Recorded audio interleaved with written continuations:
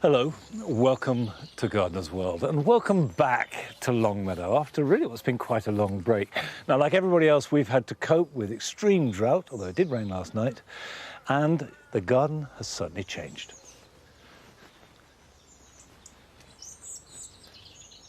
Come on.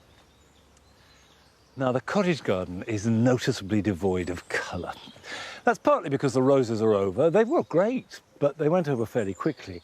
And what was meant to follow them up were dahlias. We planted dahlias all over the cottage garden, and they've done really badly. We've hardly got any dahlias flowering in the borders at all. So that hasn't been good.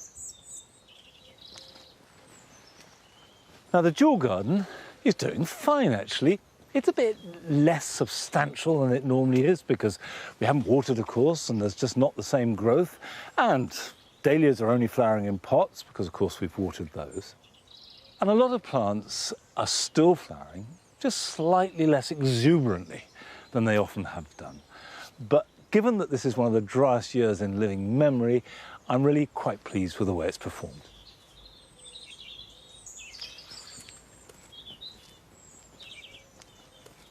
Now, if the jewel garden has coped with this summer, the grass borders have come through with flying colours.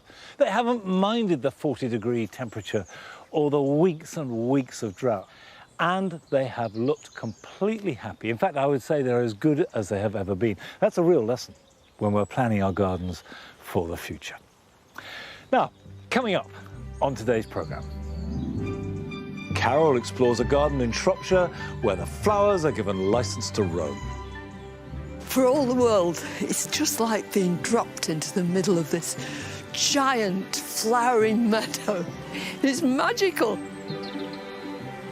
We visit a London allotment where the skyline is familiar, but the vegetables, not so much. The big spotty one, that's spaghetti squash. The winter melon we tend to put in soup. And the bitter melon we stir fry or we stuff it with meat. JJ discovers that for one man, buying a wood opened up a whole world of possibilities, both for him and his community. It was a two-way process, Really? Regenerating the forest, but very much regenerating myself as well. And I shall be making a start on planting up spring bulbs in pots, as well as sowing some spinach for winter.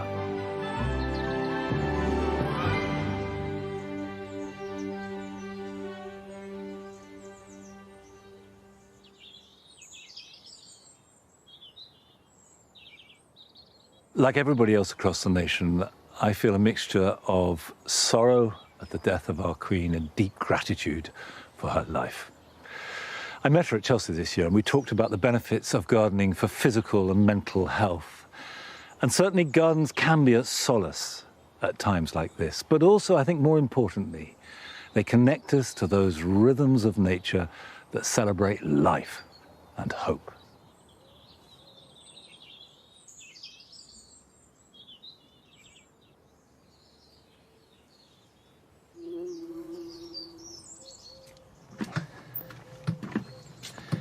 The poor old spring garden has really taken the brunt of this summer's weather.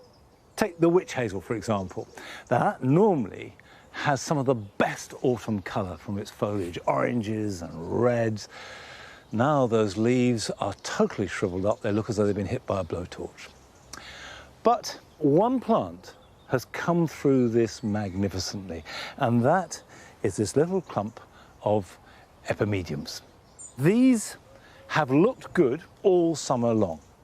This has coped with shade, it's coped with drought, it's had these two lime trees and the big hazel sucking the moisture out of the soil, and yet it has still done well. So I know that this is a banker. This is a plant that I can spread around the garden, planting around the base of trees, around the base of shrubs and hedges. But they give good ground cover, lovely, delicate little flowers that are at their best in March and April, and a good woodland plant. Traditionally, the best time for dividing perennials is spring, but dry springs, dry summers mean that I think it is better to do this job now and over the next month or so when the soil is still warm and there's some dampness. And if I dig that out,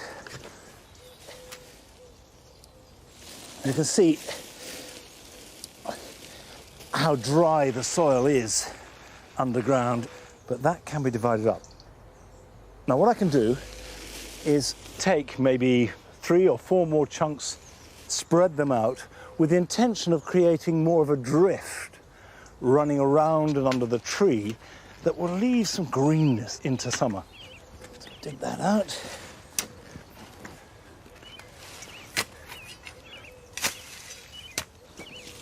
This can go in like that.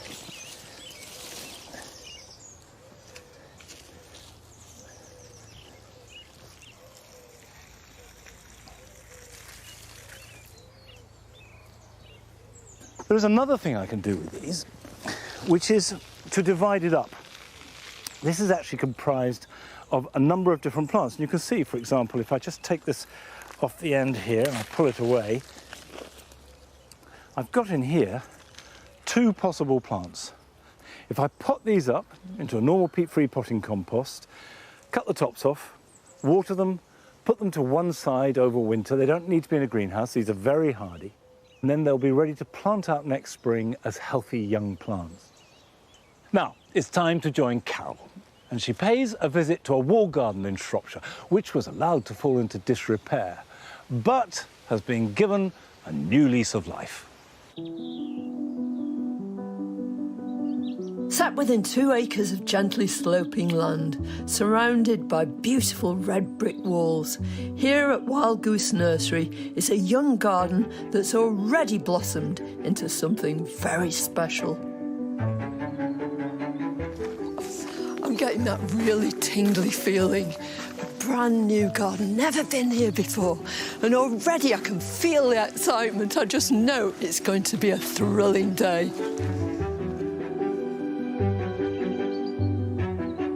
Abandoned for decades, this late Georgian kitchen garden was rescued and brought back to life in 2015. But rather than recreate the past, the owners have gone for something completely contemporary, full of enticing glimpses and plants which seem to be reaching for the sky. For all the world, it's just like being dropped into the middle of this giant flowering meadow. It's magical.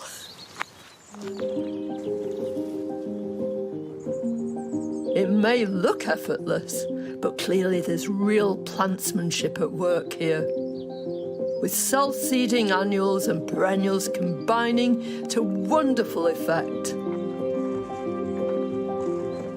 This is a garden with a very distinctive, a very definite ethos. That's not at all to say that it's all carved in stone. It's all according to rules. But what happens here is that plants are chosen because they're going to love living here. They're going to be allowed to be themselves, get on with it, and live happily together.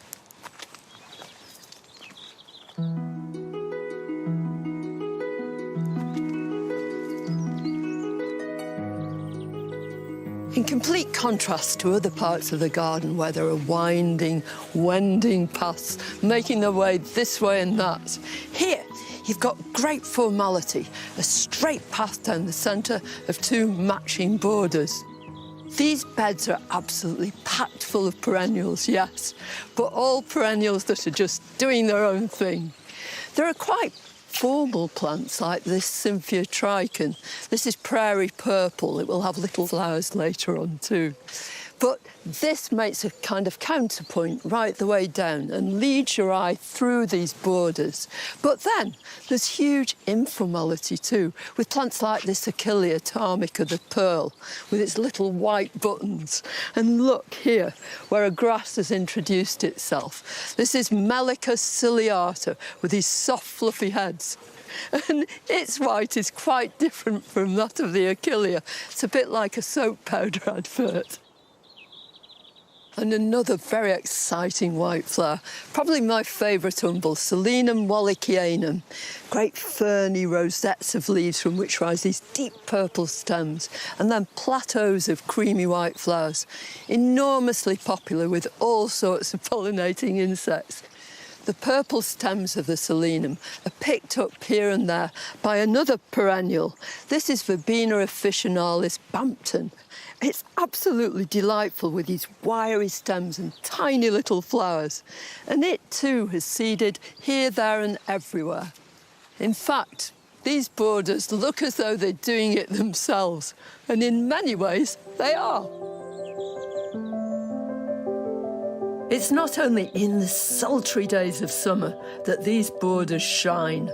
They're designed to provide colour and interest right across the year.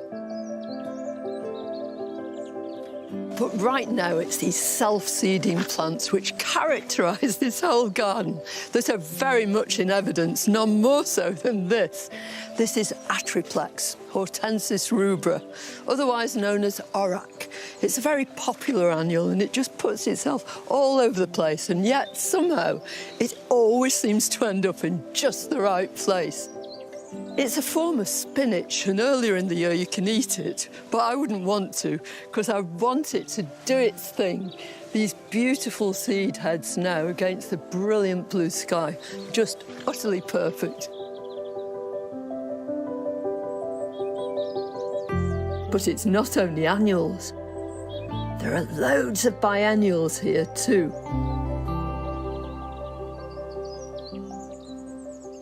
And some of the flowers are monumental. How about this for a giant? This is Pusidanum verticillari. It's an enormous umbel. I think it's so statuesque, so brilliant, and all achieved in just 2 years. And another umbel, fennel, also behaves sometimes as a biennial, although it can be perennial and keep going for a few years. But in here is a plant that's in full seed now, nestling in the midst of this jungle.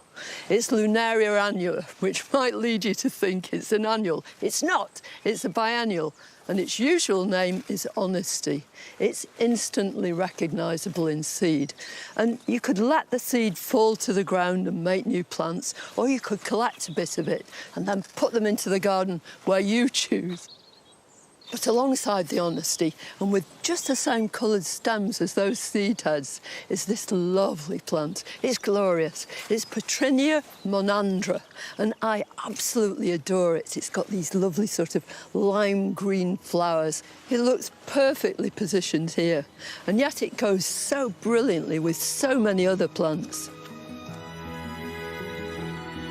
I can't come to such an exciting garden as this and not talk about colour. And like everything else here, colour has been used in a way to create a feeling of harmony. And this border is a perfect example.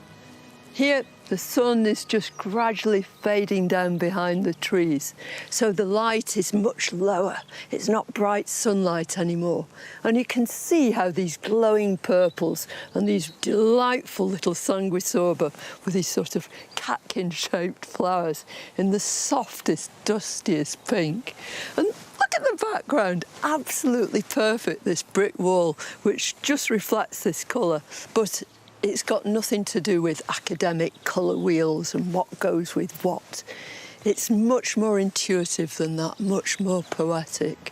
And this border is a beautiful example. This garden simply thrills the senses. And the overall feeling here is that it's the gardening philosophy that is at its creative heart.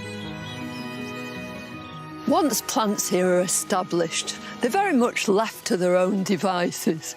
The garden here is never watered.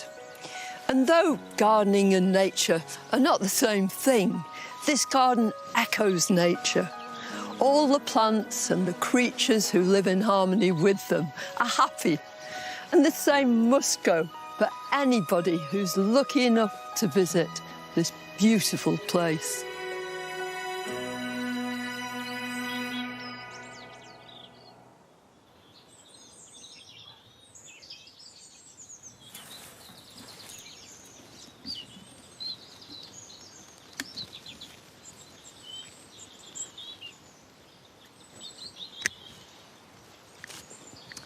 It does seem incredible looking at that it hasn't been watered at all this summer. It does show you that if you choose the right plants, give them a good start in life, they can not just survive, but really thrive under conditions that might seem extremely harsh. I'm just starting to prune back these raspberries. Now, these are summer fruiting raspberries, and I have to say that they have done really, really badly. Raspberries like to be damp. They do not like to dry out. The other thing that's happened, which I've never seen before, is that even before they were ripe, the birds just gobbled them up. They were desperate for any moisture, and they took it from apples, raspberries, currants. Everything was stripped. So if your raspberries did badly this year, don't worry, you're not alone. However, there's no reason why that should mean they'll do badly next year. And you can see that they finished fruiting, and the canes that they fruited on are these brown ones that grew last year. And in order to make sure we get good fruiting next year, I need to remove these old canes and replace them with the new. And you don't prune them anywhere except for right down at the base. So they all need to come out. So if I cut that and that, and these ones can come too. That, and that.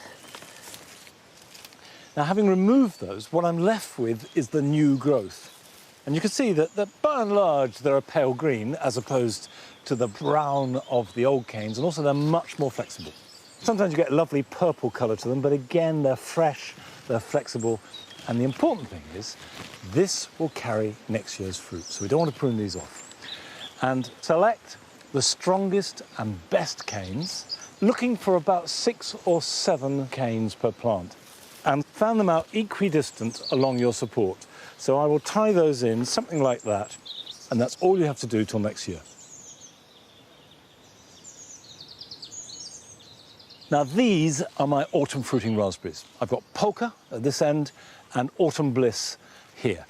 Now, the thing about autumn fruiting raspberries is that they start to produce their fruit as the summer ones finish, normally round about the beginning or the middle of August, and they will carry on fruiting sometimes as late as November.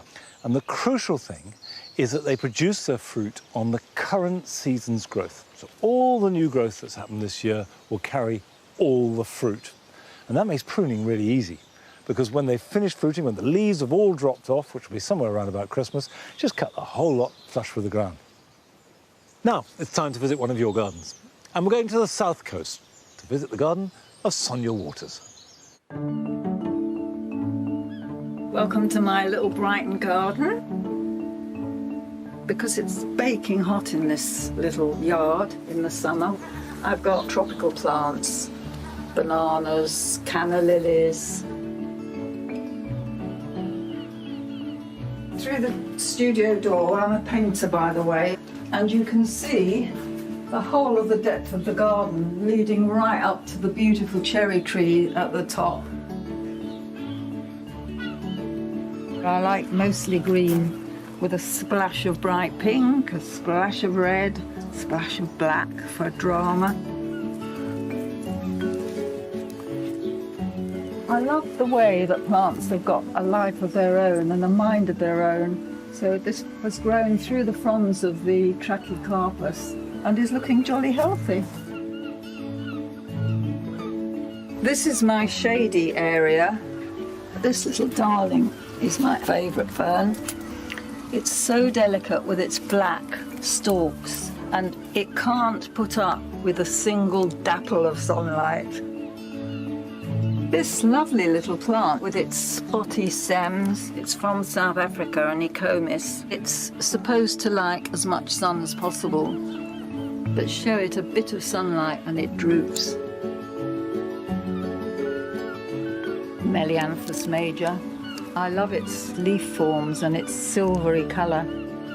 Along to my succulent spot, sitting on my old treadle sewing machine. So that's the end of our trip through my very small garden. I hope you enjoyed it. Bye.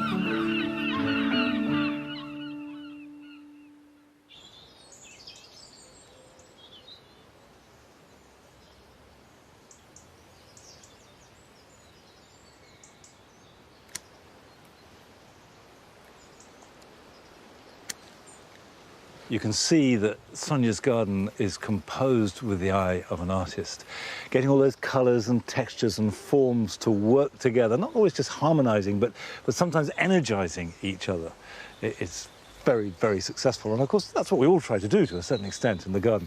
And here in the dual garden, I did an experiment this year with the 4 pots in the centre, and there's nothing I can criticise about these pots. I'm very happy with them in one sense. I like the combination of the grasses and the way the nautier twists and falls and the sweet potato falls over with that darkness of colour. However, it's in the wrong place. It's just not punching its weight enough. This would be really nice in the paradise garden, in the cottage garden. So they may not be repeated here, but I might use the planting scheme elsewhere.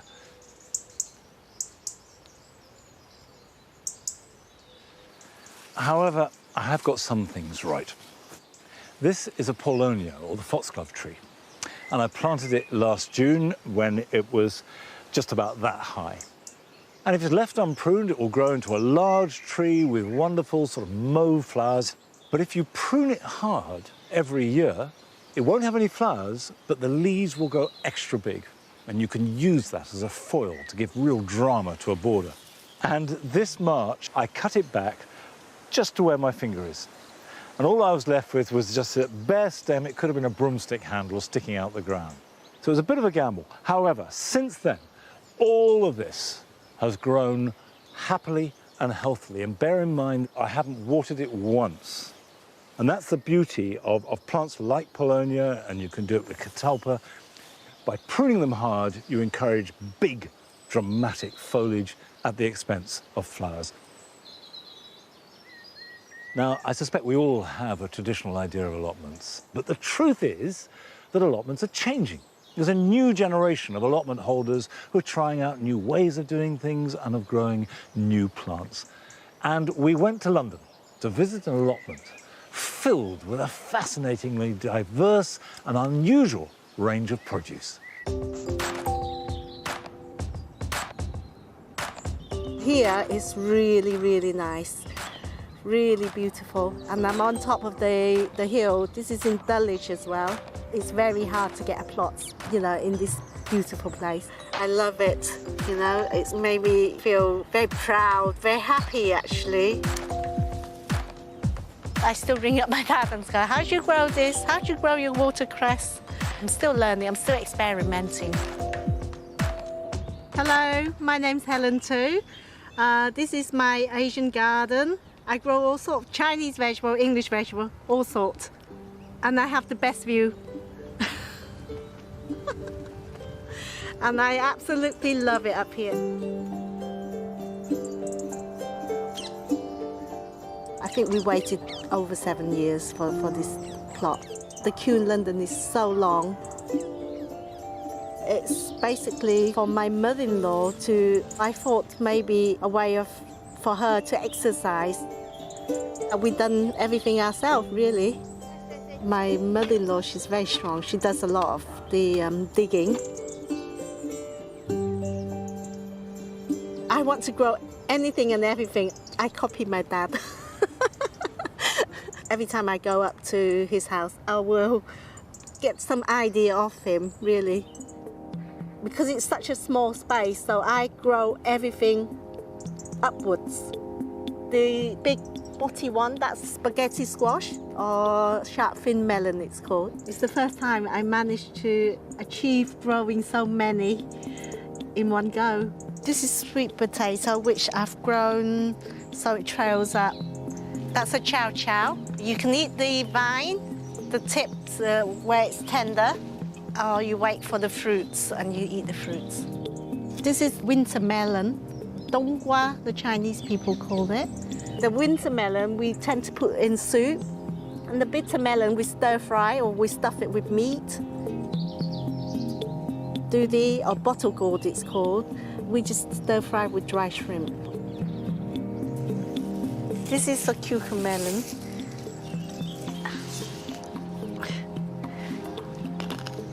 It's very crunchy. It's got a bit of tang to it.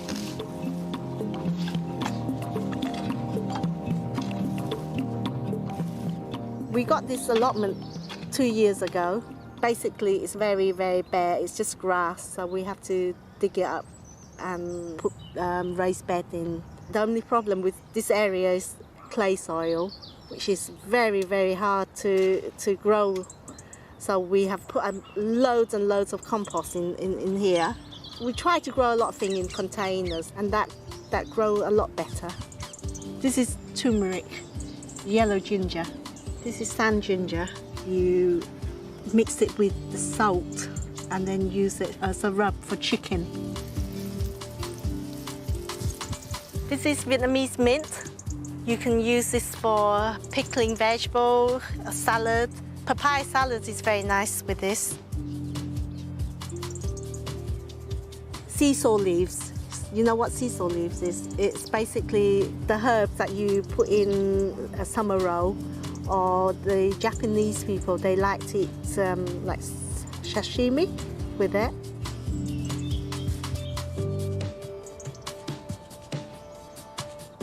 I've got Chinese celery, Japanese pumpkin, which I just harvested.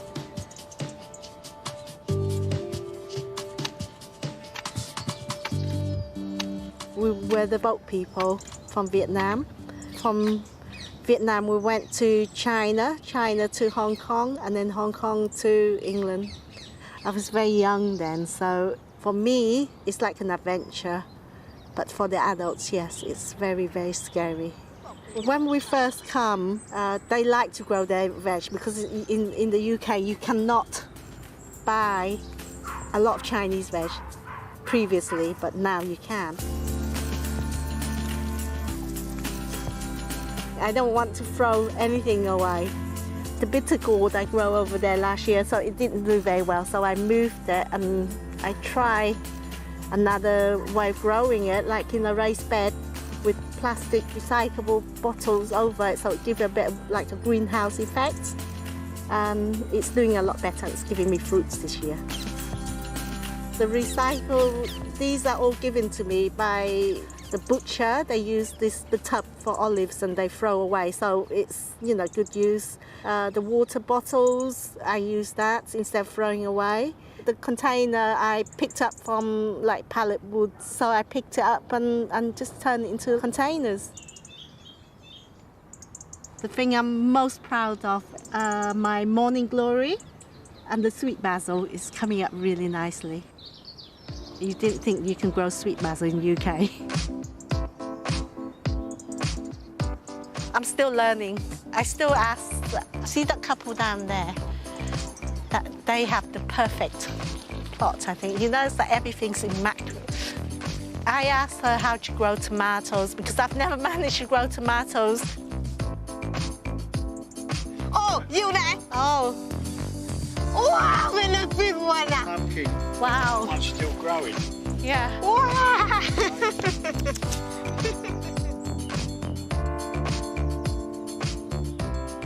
One of my top tips is soaking banana skin in water to make fertilizer, and I use that for the gourd.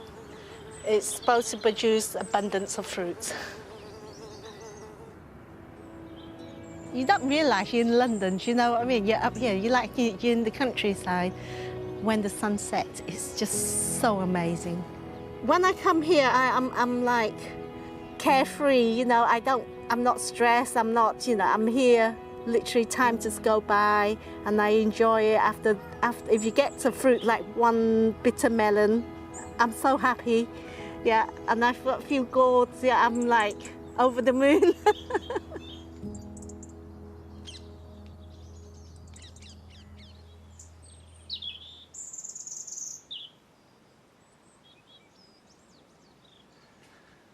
Helen's allotment is inspirational, but if I'm really honest, I hadn't heard of some of those vegetables, let alone grown them. And actually, this year is the first time that I've grown lupus. And for the first half of this summer, I thought it was going very badly. But look, we've got a whopper. It's not ready to harvest yet. You harvest lupus when they turn brown. So don't worry if all the leaves fall off, leave the fruit on till they turn brown, and then you can harvest them, and I'll do that with you. I've overwatered these, which is why I haven't got so many fruit but got lots of growth. And the reason I've overwatered them is because I put them next to the cucumbers, which do need water and have been brilliant. We've had scores of cucumbers, there are still lots on there. I've never known them grow so well. The padron peppers have been really good. The interesting thing is to see how big they are compared to the chilies in pots. Give them good soil and nice growing environment and they will get quite big. And finally, the aubergines on this side again have done really well. They've loved this hot summer. You can see we've got fruit there ready to harvest. You know that they're ready when they're full size, they look like you expect them to look, and they're still glossy. Now, what I would say with aubergines is at this time of year, you're not going to get many more fruit, if any. So what you need to do is take off the tops of the plant so that where you've got young fruit, like these, for example, all the energy can go into ripening those rather than forming new fruit. So if you've got a plant like that, just take it and cut it off. And the fact that I'm removing flowers is not wasteful because they're never going to happen. Now, still to come. JJ visits a wood with the power to heal a whole community. This place isn't just for you. I mean, a lot of people come here, don't they? I decided fairly early on to open it up and say to the public, you're welcome to come and walk through here. And then it just grew into all sorts of therapeutic and educational opportunities while we were doing it. And we visit a couple whose use of exotic plants has not only transformed their garden, but also their lives. It's certainly changed, hasn't it? Yeah, very much so. We had very ordinary plants then, didn't we? Yeah. We didn't have to live with them in the winter in the house. Didn't have to take them in the bedrooms. No. So you wouldn't have had to climb over the end of the bed to get in those days. But now it's time for another of your films, and this one comes from someone who has found inspirational and innovative ways to tend his garden. My name is Ronnie. I live here in Dublin, Ireland, and I am a very keen gardener. When I'm actually planting out into the garden, I have a sort of a routine. I tip the pot like this. I've been gardening since I was a kid, and I was totally addicted to it from day one. There we go. I grow mostly vegetables and fruit. I'd like to show people with challenges, physical challenges, that there are ways that you can get to little problems. Isn't that beautiful? I'm so happy with that. Sometimes I have trouble pinching out the side shoots on my tomatoes. So here's a little idea, and it gets into small little spots. So we can go down and we can clip it out like that. This is a cotton bud on the end of a bamboo stick, and I just bent it over so it's easy to use. This is a Royal Crown squash. They don't always get fertilized because there's not a lot of bees in the polytunnel sometimes. So we take some pollen out and we drop it into the female flower like this. Sometimes when it comes to watering, it's very hard to get at plants. So you get a milk bottle. Stick it into the water, it's got some comfrey mix in it, take it out, give them a good swig.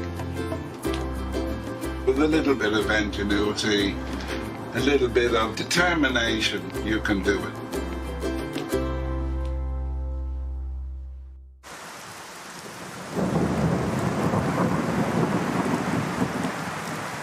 Now, I haven't had to do this for ages, which is to try and get in out the wet. We've been longing for rain, so it's wonderful to have rain. That's fantastic. But before we get too excited, I'm afraid it's going to take more than a cloudburst to get the garden back to the moisture levels we need. In fact, what I'm praying for is a really sodden winter. Well, it's nice to have the dry to come into. And seeing Ronnie in his polytunnel is really inspirational. And he's right. A little bit of ingenuity, a little bit of determination, and anything and everything is possible. Now, at this time of year, normally I would be planting bulbs, particularly daffodils, into the grass. And growing bulbs in long grass for spring flowering is absolutely a September job, as long as you can get them in the ground. And despite the rain, there is no way that I could get a bulb into the ground. The ground is still like iron. However, now is a really good time to plant bulbs in pots. So what I've got here are 3 different daffodils that I particularly like, and I've grown for a long time and I highly recommend. Now, in order of flowering, the first is tete-a-tete, which will start flowering in February. About 8-9 inches tall, beautiful, simple yellow flower. The second is Arctic bells. Now, this has got a sort of rounded, almost bowl-like flower, much paler, and that will flower in March. And finally, I've got pipit.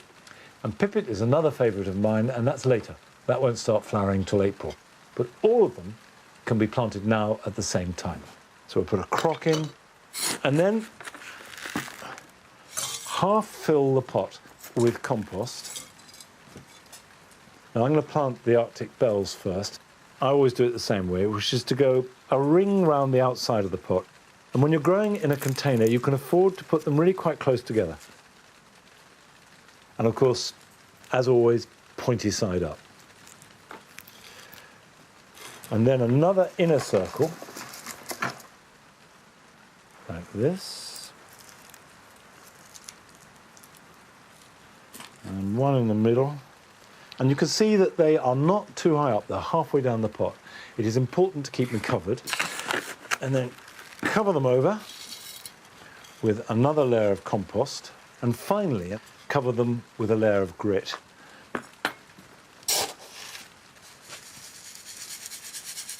Now that does 2 things. One, it makes it look nicer. It sets off the flowers very well. And 2, it's practical, because when it rains or you water them, you can splash the compost up and you get specks of dirt on the petals. This way, that doesn't happen. Finally, don't forget to label them. And that can be put aside. You won't see any signs of life until the new year or even February. Don't let them dry out completely. I water these maybe once a month, but don't let them get too wet. And they can be stored in the dark quite happily until the new year, and then bring them out so they get some light. Now, we're going to Lincolnshire to visit the garden of Jenny and Roger Grasham, which is dramatic and exuberant.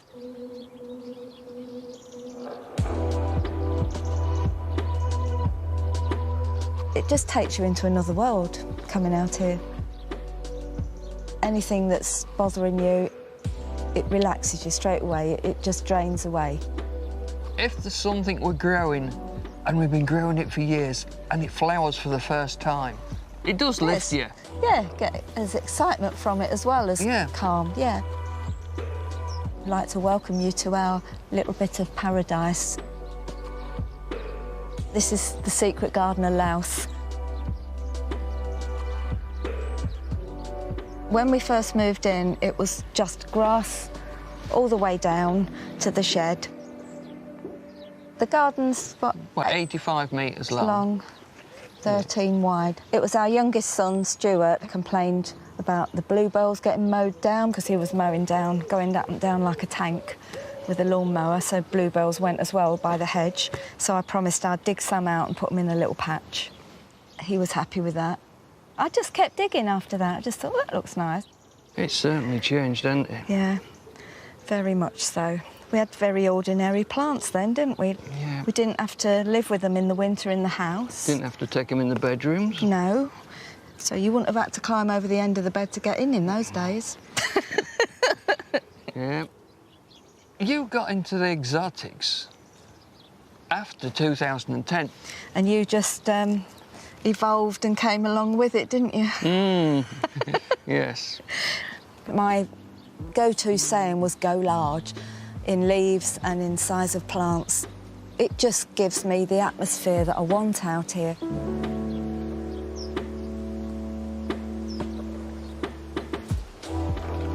This is our tropical island, as I call it. Been here a lot of years. This goes right the way round, and you can get all the way around it, so it's different from all views. I think at the last count we had 16 different varieties of bananas at various places in the garden, and some are still quite small and others quite enormous. The bananas are in this spot. We've got the big paddle-leaved Ensete morellii, and then next to that is another Ensete, but a different variety called Montbéliardii. Goes more upright instead of spreading. And behind that, there's a green one that stays out all the time, Sycamensis.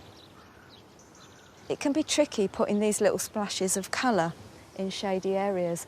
And years ago, I used to hate the begonias, the bedding things. I used to think, oh, ghastly things, because I think I'd always seen them just a mash of colours smashed together. But now I find they're invaluable. So when you've created shade and you want to put a little splash of colour, they light up an area. A begonia will flower its socks off in a shady area, so it's just brilliant. And the ricinus, we've got various different varieties of those around the garden, and we have one behind me here, blue giants. They grow so much in a season, so even when you're just starting, there's something that you can grow to start you off with these big leaves until you can acquire and get to know about so many other things as you progress in your exotic gardening journey.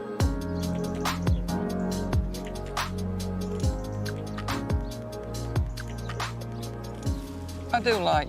You like propagating, yeah, don't you? Yeah. It was all trial and error, wasn't it? Growing things from seed, taking cuttings and things like that. It always seems to have given a good results.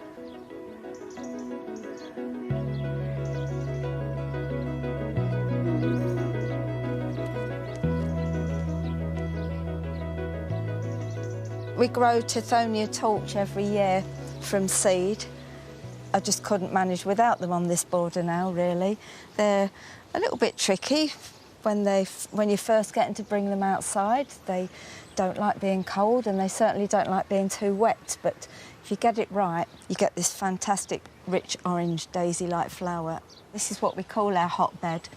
So it's reds and oranges and yellows, mostly. Oh, the dahlias are looking well this year. This is one of your favourites, isn't it? It is, yeah. It's Karma Bonbini. Bonbini, yeah. Yeah.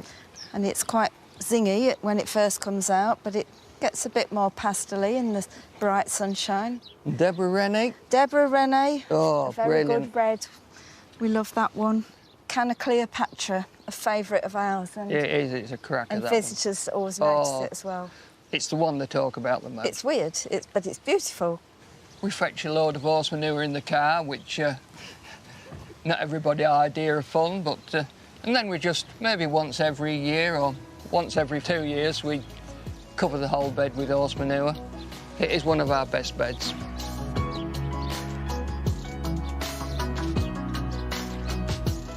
People say, oh, you know, how have you achieved it? And I say, well, you've just got to start with something. It doesn't all happen at once. But start and enjoy the journey. I mean, I'm a person that does not sit, and I have never sat in this garden for this long before, have I? Which I've enjoyed, to be quite honest. Yeah. Yeah, it's looking well.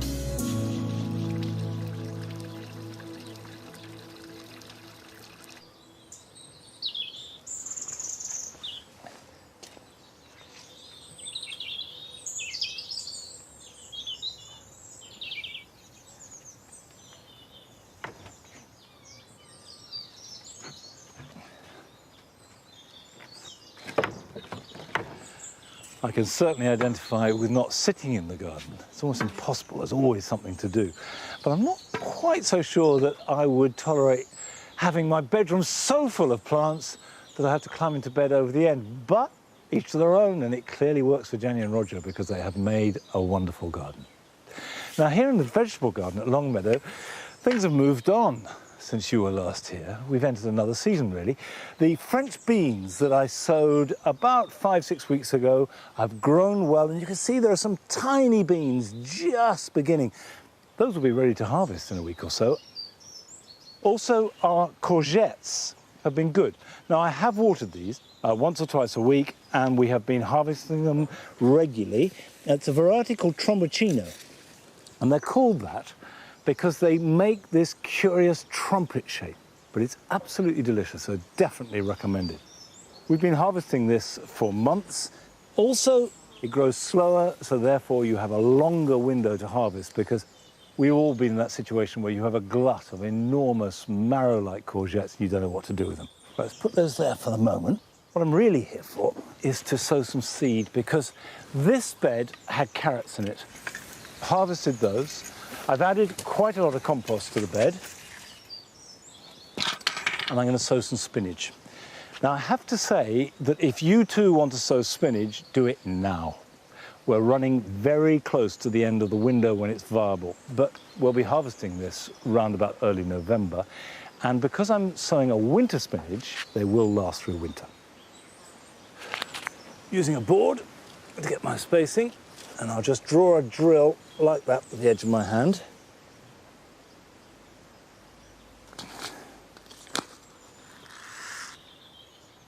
They're quite big seeds, and these are fairly large plants, so that you can space them out up to 6 inches apart.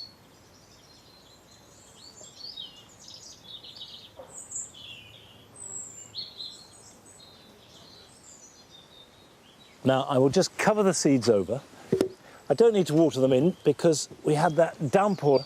If it doesn't rain for a week, I will water them, and I will make sure they stay moist until they start to appear. But once it's growing, there's not much you need to do other than to weed.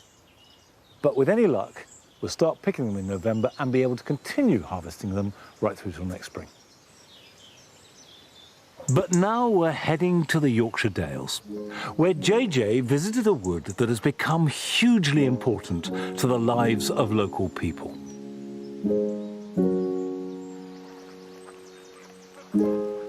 We all know that spending time outdoors is good for our physical and mental well-being. But for me, there is something special about being surrounded by trees in the dappled light of a beautiful woodland. I've come to Fishpond Wood, near Harrogate, to meet a doctor who's not only passionate about trees and woodlands, but who has put that passion to work for the good of his local community. Almost 10 years ago, Dr. Peter Brambleby bought 25 acres of this glorious ancient woodland. This place is magical. But tell me, why did you buy a forest? I think I needed a project to do in retirement, and the idea of regenerating a lovely old piece of semi-natural ancient woodland really appealed. And it was a two-way process. Really? Regenerating the forest, but very much regenerating myself as well. So it's been a partnership, I'd say. But this place isn't just for you. I mean, a lot of people come here, don't they? I decided fairly early on to open it up and say to the public, you're welcome to come and walk through here. And then it just grew into all sorts of therapeutic and educational opportunities while we were doing it. Some people come overtly because they're recovering from an illness and they want to get better. And a lot of people come just because it's a lovely place to be and to stay fit. Medicines can cure you, but a place like this can heal you. I think there is something genuinely magical about being in woodland. There's good research evidence that the colour green is soothing. Under trees, it's cool, it's quieter, it deadens the outside world, but it heightens your senses to the insects buzzing in the canopy, the birds twittering, the ducks on the pond, and it just brings all your senses alive. And we now call it our natural health service. I think the great thing about, and gardeners will know this, and anyone who enjoys the outdoors knows this, that you don't just grow the plants, you grow yourself. For the local community, these woods have become a valuable resource. Birdwatcher Sheila Reinshee is a regular visitor. It's got a bit of everything. It's got the pond, which is lovely, isn't it? The water, the trees, the openness. It is super. It's really nice. And the birds are good. I come regularly on my own to walk because it's such a nice place. And for Kevin Murgatroyd, a member of the local woodworking group, Men in Sheds, Peter's approach has been warmly appreciated. If you've got a wonderful area like this, what is the point in just keeping it to yourself? You want to share it with people so that everybody can enjoy it and everybody can reap the benefits from it. And that is really what Peter is doing. And the more people can enjoy it, the better. For one local artist, these woods have been vital to his creative expression and his emotional well-being. James Owen Thomas was diagnosed with autism at the age of 3 and didn't speak until he was 6 years old. James, how has nature and this woods, how did it help you growing up? Being on the autistic spectrum has meant that I suffer from depression, anxiety, and from a lot of different stressful situations on a daily basis. So being out in wildlife and nature and the environment has really helped with that. And there are so many beautiful things here. What is it about trees specifically, though, that you think are special? Just in their presence, how they tower over you and how they sort of act really as a form of shelter. It can make you feel really at peace. If there weren't trees, we would be in a really catastrophic situation. We wouldn't have the ability to live fundamentally. And because of how important that is, it's something which has really impacted my life and what I do. Since 2021, James has been an ambassador for the Tree Council. He was a representative at the climate conference COP26 in Glasgow and has taken his environmental message to Downing Street. It's really getting the message out there why nature is important, why looking after the environment is essential to the future, but also realising that children are the future as well. It's going to be the younger generations that are most affected by the climate crisis. James's artworks are inspired by nature and many of the trees growing in these woods. Wow, James, these are fantastic. They're so striking. What are they made from? The main material that I use within all of my artwork are discarded National Lottery scratch cards. But I also use any kind of single-use item that would otherwise have gone into waste and landfill. For James, both creating and exhibiting his art and his advocacy role at the Tree Council are all part of the wider message he wants to share. It's getting people to realise that we cannot keep going forward in the way that we are currently at present, and it's trying to get people to understand just how important it is to look after nature and wildlife. For Peter, following James's journey has been a clear demonstration of his philosophy that, if you look after nature, it will look after you. James I find inspirational, and he's a lesson to all of us, really, about finding what you're good at, finding what your passions are, and he's concentrated on that, developed it to the max, and he's sharing that talent. That's the great thing. And as well as learning from the people who come here, for Peter, there are many lessons to be learned from the trees themselves. Trees give you a different perspective on life. You think long term, seasons change, nothing lasts. Good things don't last, like the blossom and the bright leaves, but the bad things don't last either. And I think spending a lot of time around a woodland, you sort of fall into that rhythm of the cycle of trees. I think that's a very rich metaphor for life. Yeah. That good things always do come round.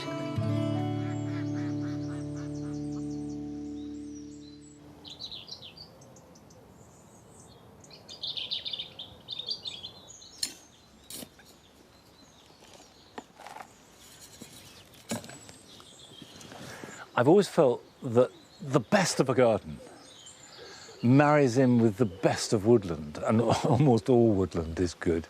Now, you're not going to get many strawberries in woodland, I suppose some wild ones perhaps, but about 6 weeks ago, I took some runners from the strawberries that I'm growing in this trough, and I put them into pots. Now, the reason I'm not lifting that up is because it's attached to the mother plant.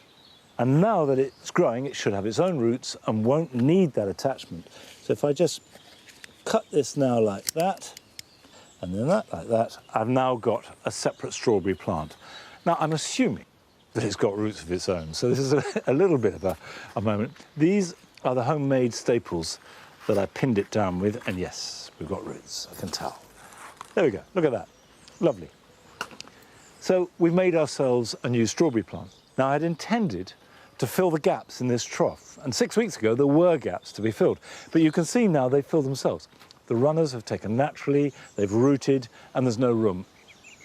However, this will grow beautifully in a pot. And of course, the advantage of that is strawberries in a pot can be grown on a roof, on a balcony, on a patio, or even on a windowsill. So if that goes there, I shall get 2 more there, and they will spill over the edge and look really good as well as tasting good. Right, when I finish this job, here are your jobs for the weekend.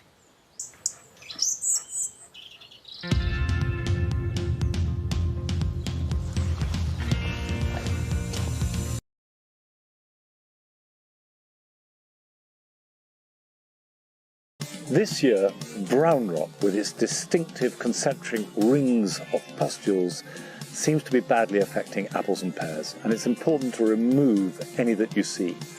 Pick any that have fallen to the ground, and also take them off the tree, and not just those that are badly affected, but even if you see any sign of it at all. Then don't add them to your compost heap, but put them in your green waste, or if that's not possible, bury them.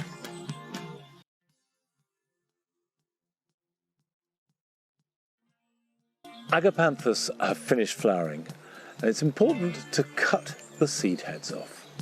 And don't just snip them at the top, but follow the stem right down to the base and remove them there. And this will mean that all the goodness from this year's foliage will go down into the rhizomes to get the best of next year's flowers.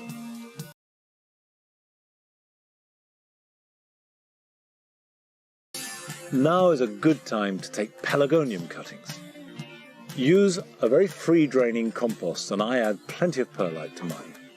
Choose nice strong growth that doesn't have a flower bud, and then remove the lower leaves with a sharp knife and clean off the cutting point just below a node. Insert the cuttings into the corner of a pot or around the edges of a circular one, and then water it well. But thereafter, don't spray or mist it, but keep the leaves as dry as possible, whereas the compost should be moist, and it should root in 2 to 3 weeks' time.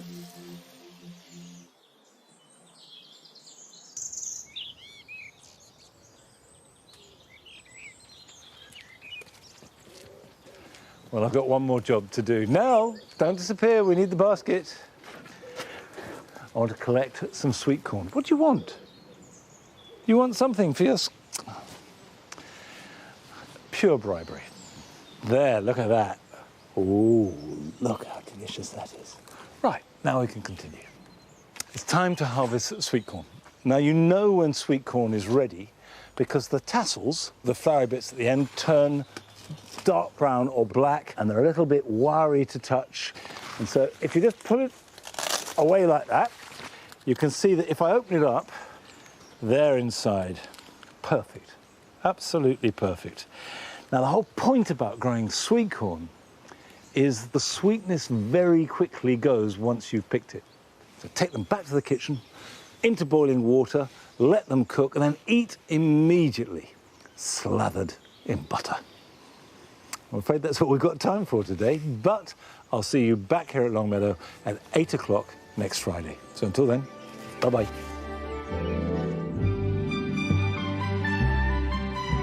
Monty's on his travels, visiting some of the most inspiring gardens on the planet. Around the world in 80 gardens. Watch now on BBC iPlayer.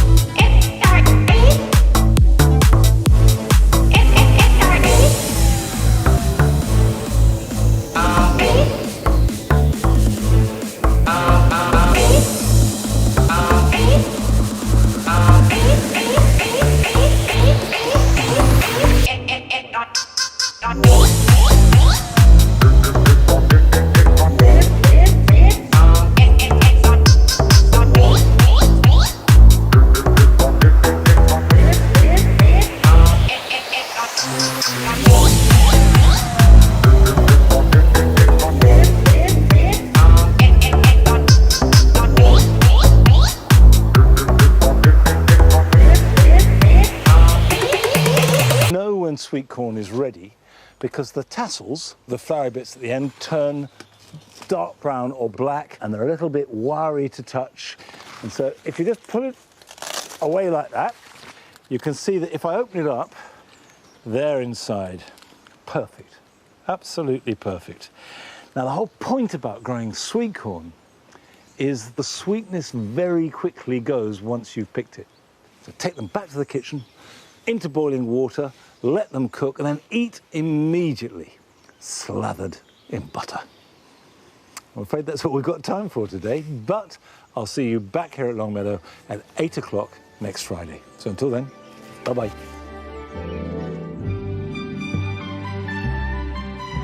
Monty's on his travels visiting some of the most inspiring gardens on the planet. Around the world in 80 gardens. Watch now on BBC iPlayer.